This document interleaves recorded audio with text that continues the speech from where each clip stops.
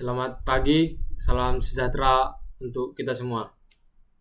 Di sini saya Tama Marito Aritonang, mahasiswa Teknik Elektro Universitas Negeri Medan, Stambuk 2023. Di sini saya akan mempresentasikan tugas akhir saya pada mata kuliah Dasar Sistem Kontrol mengenai simulasi pengendalian pergerakan dan kecepatan motorbot dengan pengendali tipe proporsional, integral, derivatif menggunakan MATLAB Simulink. Baik, adapun motorbot adalah salah satu kendaraan air yang banyak digunakan untuk berbagai keperluan, mulai dari transportasi, rekreasi, hingga operasi di bidang maritim seperti penyelamatan, patroli atau logistik. Dalam pengoperasiannya, motorbot sering dihadapkan pada tantangan mempertahankan kecepatan dan stabilitas, terutama ketika menghadapi kondisi lingkungan yang berubah-ubah seperti arus, air, angin, dan beban yang tidak merata. Oleh karena itu, kita membahas simulasi ini dengan skenario pengujian yang akan kita lakukan, yaitu pengujian akan dilakukan pada 3 skenario simulasi, yaitu yang skenario pertama, motorbot akan menempuh jarak 1 km dengan kecepatan 30 km per jam. Kemudian skenario kedua, motorbot menempuh jarak 2 km dengan kecepatan 40 km per jam. Dan skenario ketiga yaitu motorbot menempuh jarak 3 km dengan kecepatan 50 km per jam. Baik, selanjutnya masuklah kita ke rangkaian yang telah kita rangkai. Ini adalah rangkaian simulasinya, di mana di sini telah saya rangkai beberapa komponen, yang di mana di sini ada step. Step ini adalah untuk memberikan set point kecepatan. Misalnya kecepatan 30, 40, 50 km per jam. Ini adalah kecepatan yang ingin kita capai menggunakan PIT. Untuk mengatur kecepatannya, bisa kita klik 2. Di sini step time-nya mulai dari 0 kecepatannya sampai dengan kecepatan 30 km per jam untuk skenario simulasi yang pertama. Di sini di final value ini kita dapat mengatur kecepatan yang kita inginkan. Kemudian di sini ada sums block, di mana fungsinya adalah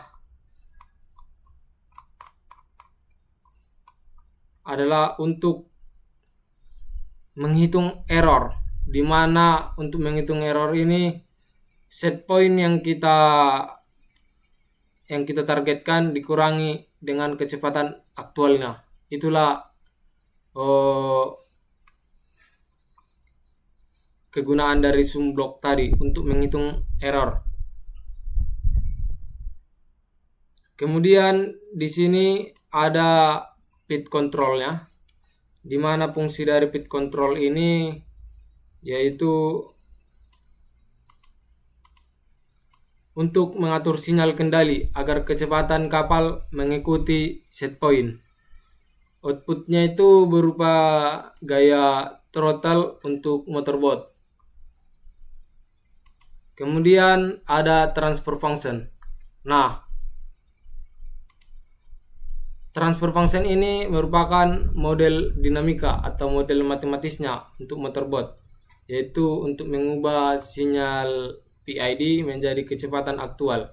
Nah, untuk transfer function yang kita gunakan ini, saya mengambil referensi transfer function ini dari jurnal berikut, yaitu jurnal yang ditulis oleh Wala M. L. Srogi, M. A. Fikrin, dan M. A. Mustafa Hasan dengan judul Speed Control of DC Motor Using Speed Control Based on Artificial Intelligence Techniques. di mana saya mengambil transfer functionnya adalah berikut, di mana GS sama dengan 1,2 per 0,00077 S pangkat 3 ditambah dengan 0,0539 S pangkat 2 ditambah dengan 1,441 S. Selanjutnya di sini saya memakai dua scope, di mana untuk scope yang pertama ini adalah jarak versus waktu. Kemudian untuk scope yang kedua ini adalah jarak target yang kita inginkan dikalikan dengan kecepatan versus kecepatan. Kemudian kita di sini memakai integrator, di mana fungsi dari integrator ini adalah untuk mengubah kecepatan tersebut menjadi jarak melalui integrasi.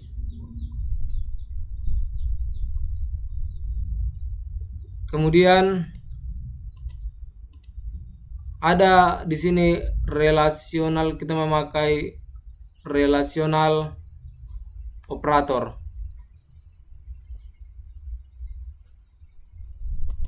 di mana fungsi dari relasional operator ini untuk mengecek apakah jarak yang ditempuh lebih besar atau sama dengan jarak target. Kalau terpenuhi, keluaran itu sama dengan true.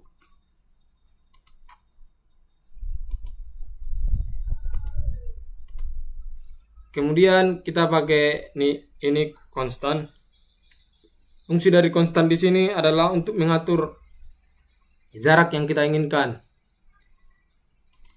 Seperti jika kita menambahkan 1, itu berarti kita menginginkan jarak tempuhnya 1 km. Kalau kita buat 2 km. Kalau kita buat 3 km. Kemudian di sini saya menggunakan stop simulation. Jadi gunanya stop simulation ini adalah jikalau target jarak sudah terpenuhi, target jarak dan kecepatan sudah terpenuhi, maka dia akan berhenti dengan sendirinya. Oke, kemudian kita akan simulasikan. Untuk simulasi yang pertama dengan skenario 30 km per jam dengan jarak tempuh yang diinginkan yaitu 1 km. Kita akan runkan terlebih dahulu.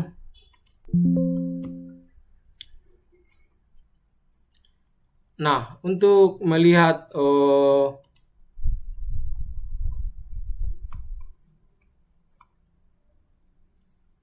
kecepatan versus ini skop yang pertama, kecepatan versus waktu, kita bisa melihat di sini skop yang pertama kecepatan versus waktu, di mana ini adalah kecepatannya yaitu 30 km per jam. Ini adalah waktunya. Nah, di sini di sekitar waktu 0,05 dia mencapai targetnya. Kemudian dia berhenti dengan sendirinya. Ini kenapa dia berhenti? Karena dia memakai stop simulation.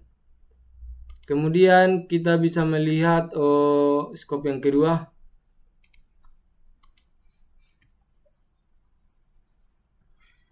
Di mana di sini skop ini menampilkan jarak yang ditempuh yaitu 1 km dengan waktu. Kemudian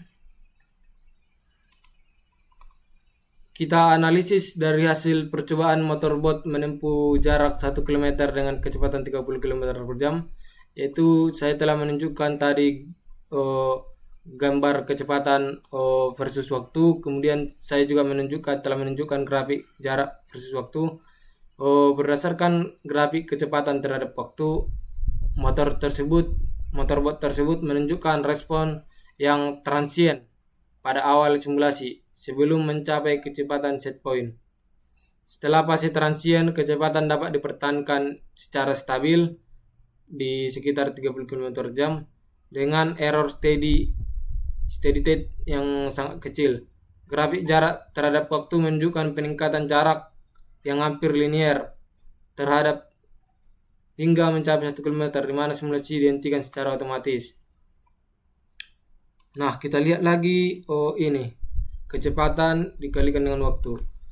Untuk awal-awalnya dia itu melambat sehingga pada jarak inilah yang disebut dengan transient tadi. Kemudian kita akan melihat hasil percobaan motorbot menempuh jarak 2 km dengan kecepatan 40 km per jam. Nah, target kita adalah 2 km, mana kita akan mengganti konstannya menjadi 2 dengan kecepatan 40 km per jam. Kemudian kita runkan simulation. Nah, pada kecepatan 40 km per jam, berikut adalah grafiknya untuk kecepatan versus waktu, dimana ini adalah kecepatan dan ini adalah waktu. Kemudian kita akan melihat skop kedua untuk jarak 2 meter versus waktu. Nah, untuk analisisnya kita lihat grafik kecepatan terhadap waktu menunjukkan bahwa motorbot mampu mencapai kecepatan set point 40 km per jam dengan waktu naik yang relatif cepat. Setelah mencapai kondisi tunak, kecepatan dapat dipertahankan secara stabil tanpa osilasi yang signifikan. Kemudian grafik jarak terhadap waktu menunjukkan peningkatan jarak yang lebih curam dibandingkan kondisi pertama, dan simulasi berhenti saat jarak mencapai 2 km. Kemudian skenario yang ketiga yaitu motorbot menempuh jarak 3 km dengan kecepatan 50 km per jam. Langsung kita set point kan kecepatannya yaitu 50 km per jam. Kemudian untuk jarak tempuh target 3 km. Kita run simulation. Kita lihat skop yang pertama kecepatan versus waktu. Berikut adalah grafiknya, grafik kecepatan versus waktu. Kemudian kita lihat grafik jarak versus waktu. Nah, kita lihat di sini hasil simulasi menunjukkan bahwa motorbot membutuhkan waktu transient yang sedikit lebih lama mencapai kecepatan set point.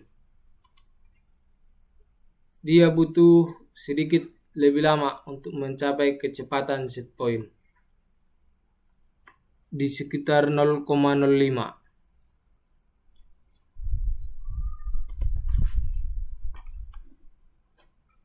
Namun, setelah mencapai kondisi tunak, kecepatan dapat dipertahankan dengan stabil. Grafik jarak terhadap waktu menunjukkan peningkatan jarak yang paling cepat di antara ketiga kondisi, dan simulasi berhenti tepat saat jarak mencapai 3 km. Baik, maaf sebelumnya, adapun proporsional atau pit control yang saya gunakan yaitu untuk proporsionalnya yaitu 31,46174064370335, dan untuk integralnya atau I-nya jadi 15,9617224634533, dan derivatif atau D-nya 2,44660451656964. Jadi filter koefisiennya atau N yaitu 6134,185908754.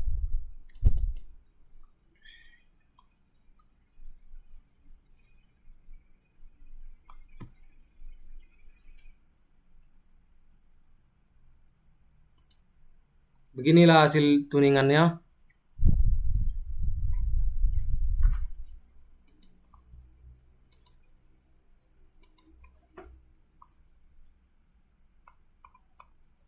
Jadi kesimpulan yang saya buat berdasarkan hasil simulasi dan analisis yang telah dilakukan, dapat kita simpulkan bahwa pengendali proporsional integral derivatif atau PID yang dirancang mampu mengatur kecepatan motorbot secara efektif untuk mencapai jarak tempuh yang telah ditentukan pada ketiga kondisi pengujian, yaitu 1 km dengan kecepatan optimal 30 km per jam, 2 km dengan kecepatan optimal 40 km per jam, dan 3 km dengan kecepatan optimal 50 km per jam.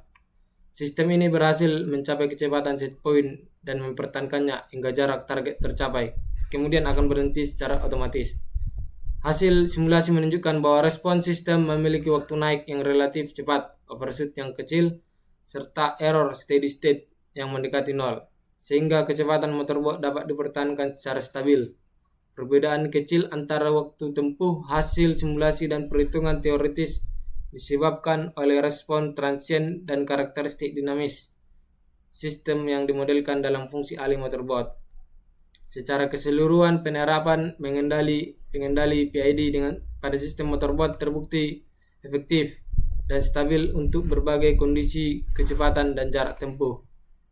Model dan metode pengendalian yang digunakan dalam penelitian ini dapat dijadikan dasar untuk pengembangan sistem kendali motorbot yang lebih lanjut. Jadi